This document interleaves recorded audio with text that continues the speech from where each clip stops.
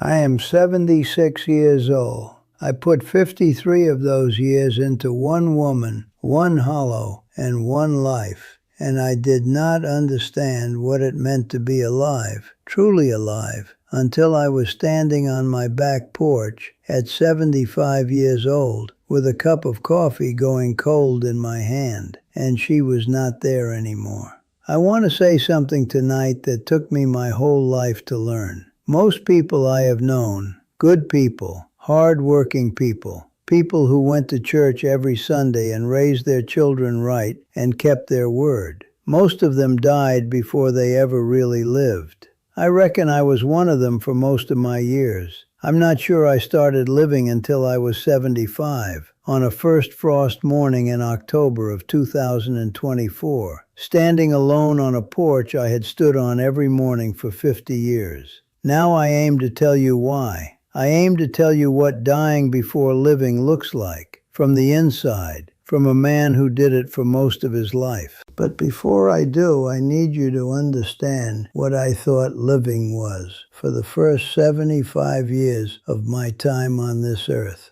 Because until you understand what I thought it was, you cannot understand why I was wrong about it for so long. And you cannot understand what it costs to be wrong about a thing like that for most of your life. Sit a spell with me tonight. If something I say lands close to the truth you carry, say a word in the comments. Say you were here. The next woman who finds this at midnight, and there will be one, she needs to know somebody sat here before her and felt what she's feeling.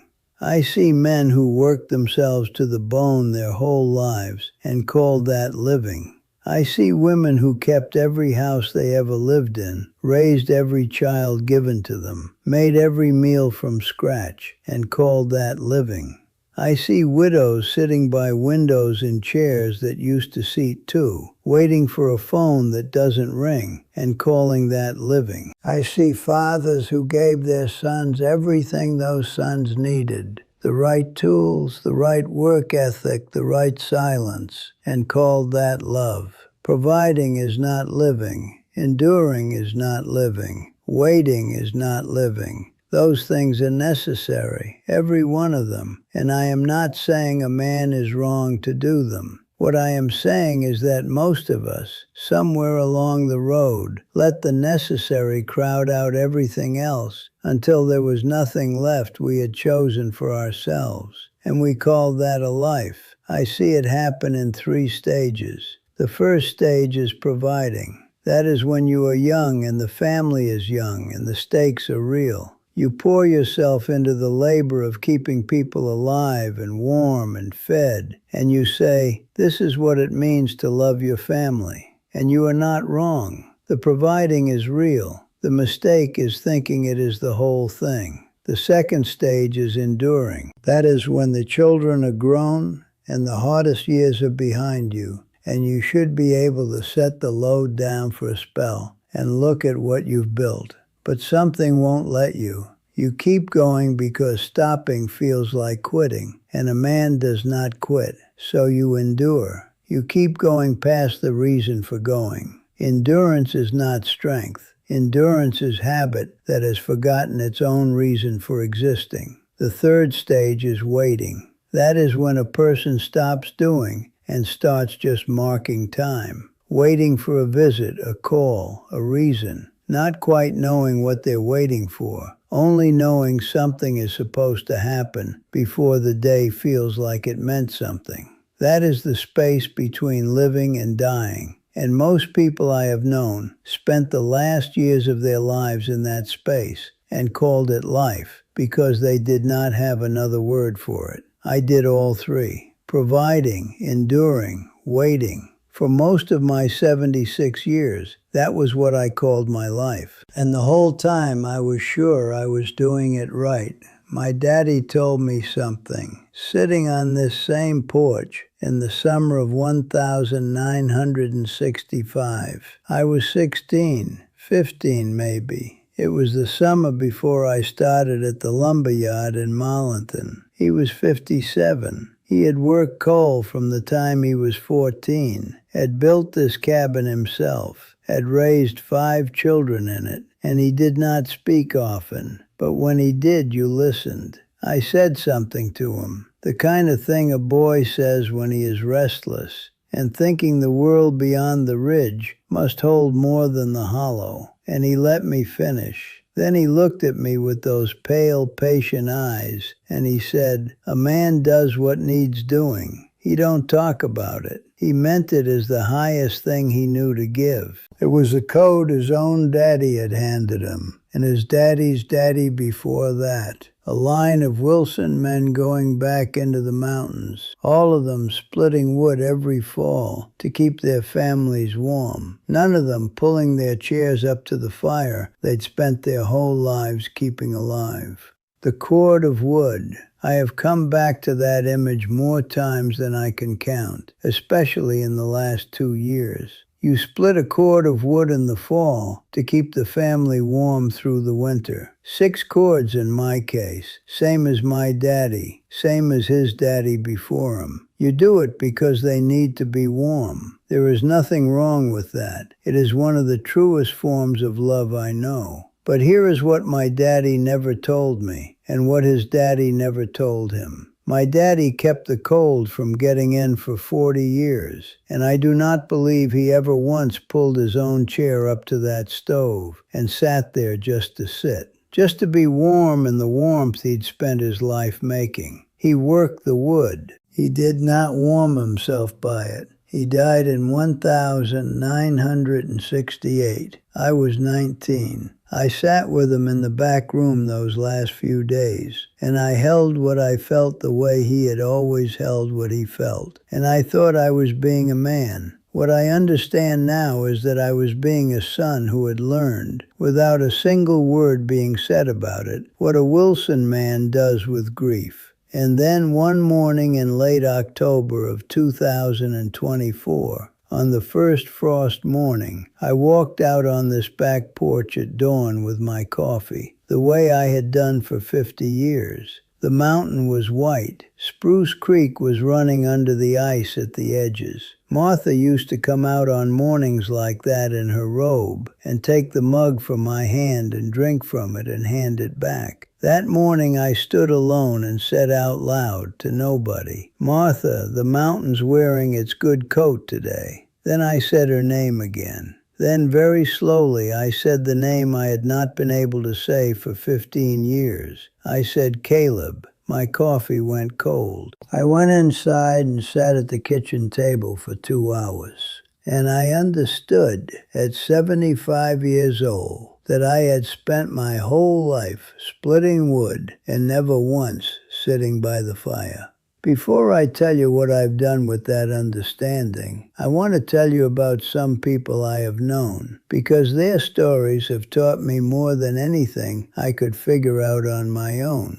I knew a man named Henry. He lived in the next hollow over and worked the bottom ground along the creek his whole life. Good flat land, good soil, the kind that floods in spring and pays you back come September. Henry was a steady, quiet man, the kind you could count on to be where he said he'd be. I can see him on that old tractor on an October afternoon, plowing under the last of the season, his cap pulled low against the cold. Caleb used to leave his guitar against the back wall when he came to visit, and Henry would walk past it every time without a word. Henry wasn't a man for guitar music, I don't think. That is the truth of it. Henry retired at 67 when his knees gave out. He sold the tractor. He sat down. And here is what I watched happen in the years that followed. I watched a man discover that he had no idea what he liked. Not one idea. He would walk the fence line of the bottom field that used to be his, just walking it back and forth. He would sit on his porch and look at the road. His daughter would call and he would say he was fine, and he was not fine, and she knew it, and neither of them knew what to say about it. Henry died at 79, a stroke, at his kitchen table on a Tuesday morning in February. His daughter called me from the house afterward. She said, "Pap, I can't figure out what Daddy loved." She said it quiet. She said, "I don't know what to put in the obituary." A man lived 79 years and his own daughter cannot name one thing he loved. That is not an accusation against Henry. Henry was a good man who showed up every day and kept every obligation. He just showed up 79 years and never stopped long enough to ask himself what he would have chosen if he'd had a choice. A woman wrote to me not long ago. I won't use her name. She said, "Pap, I watched my husband do exactly that." She said he worked until he couldn't anymore. And when he retired, he sat down in his chair and died in it 4 years later without ever figuring out what he was sitting there for. She was not bitter. She was just naming it.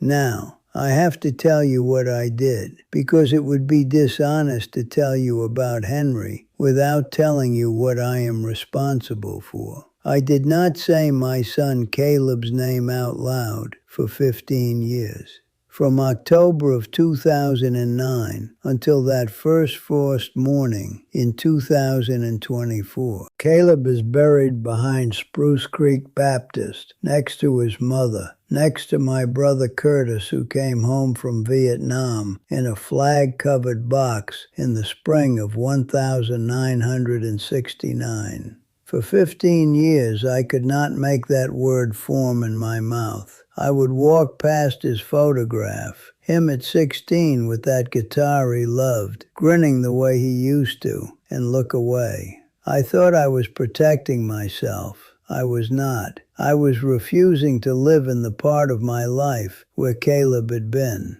And Martha, 53 years married to that woman. Her reading glasses are still folded on the nightstand where she left them. Her Bible is still on the side table, the leather worn pale where her thumb sat. 53 years, and I never once said the words. 3 words. I love you.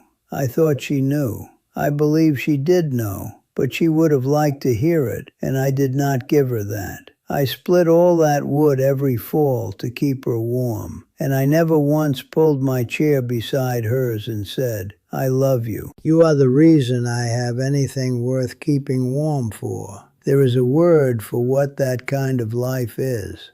I didn't have it for 70 years. The word is sleepwalking, not choosing not to live. That is a different thing. Sleepwalking is when you go through every motion of a life without waking up inside it. You are there, you are doing everything right, but you are asleep behind the eyes. Quiet is something you choose. Sleepwalking is what gets chose for you when you never stop long enough to choose anything at all. I knew a man named Wendell, retired school teacher up in Marlinton, lost his wife about 8 years back. Wendell and I used to pass a few words at the feed store on Saturday mornings. He was a careful man, the kind who listens more than he talks.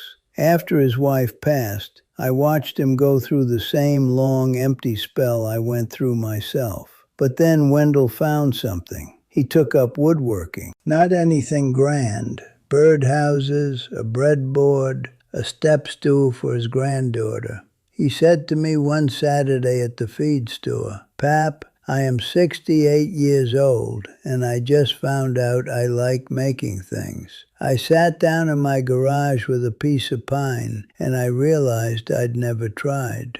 Wendell is 76 now, same age as me, and he still has that shop, and his granddaughter comes on Thursday afternoons. He did not live the first 68 years of his life, not in the way I mean it, but he is living now. A late life, lived with your eyes open, is not nothing. That is everything. My daddy Earl was not a cold man. I want to say that plainly. He was hard and honest, and he loved his family in the only way he had ever been shown. He was not cold. He was a man who had been given the very same silence 40 years before I was born by his own daddy, who had been given it before him. He passed me the code because it was the only thing he knew how to pass. He was a fellow captive, same as me, same as Henry, same as every quiet man I have ever known who worked his whole life and never once sat by the fire he'd spent that life keeping alive.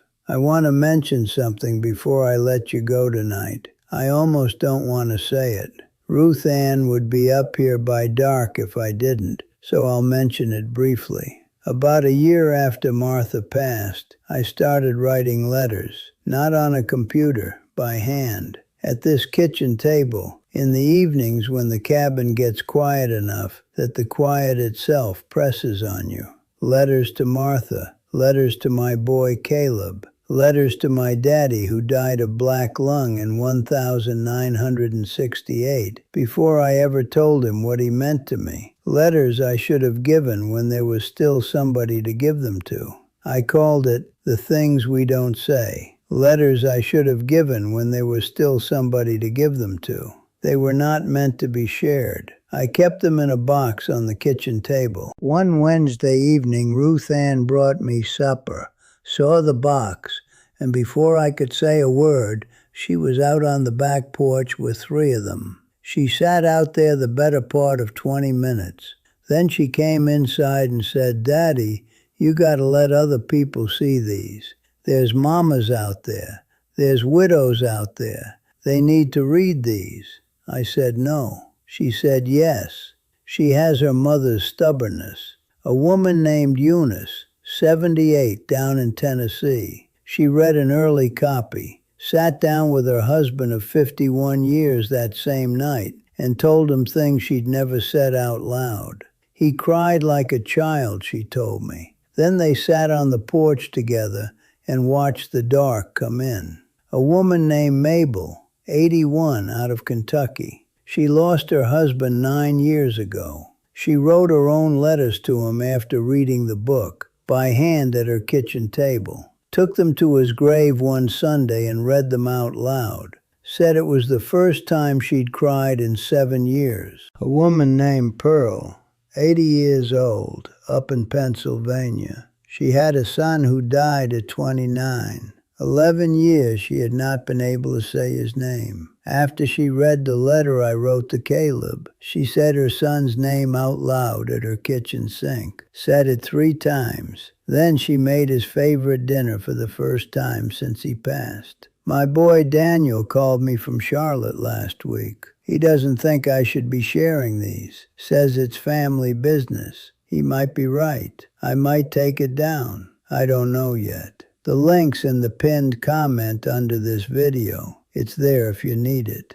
That's all I'll say about it. Anyway, where was I? Right, the cord of wood. Here is what I know now at 76 that I did not know for 75 years. You can split the wood, keep the box full, keep the cold from getting in, and still pull your chair up to the stove. You are allowed to do both. You are allowed to keep the fire going and sit beside it at the same time. A man can provide and still live. A woman can give and still keep something for herself. You do not have to choose between the labor and the life, but you have to choose the life. Nobody will choose it for you. You have to choose it yourself, and you have to do it before the fire goes out. I split my wood for this winter in September. 6 cords, same as every year, same as my daddy, same as his daddy before him. When it was done and the shed was stacked full, I came inside and sat by the wood stove and I was still, just still, for a spell. And I said Martha's name out loud into the room. Said it the way I should have said it for 53 years. Then I said, "I love you, Martha," to the air, to whatever is left of her in the walls of this cabin she kept for so long. That is living. It is late and it is small and it is quiet, but it is living. The letters are in the pinned comment if you need them. If you're listening to me tonight, friend, if something I said tonight landed anywhere close to the truth you carry, I want you to hear this. You still have time. I do not know how much. Neither do you. But you have tonight. Whatever name you have not been able to say, whatever chair you have not pulled up to the fire, whatever words have been sitting in you unsaid since before you can remember, you have tonight. One name, one sentence. Say it tonight. Not tomorrow, tonight. Spruce Creek runs down there in the dark the way it has run every day of my 76 years, and every year before I was born. It runs under the ice in winter, under the dark in October, under the grief and the silence and the long years of work. It just keeps running. So do you. So do I. I am a late man, friend. Don't you be one too.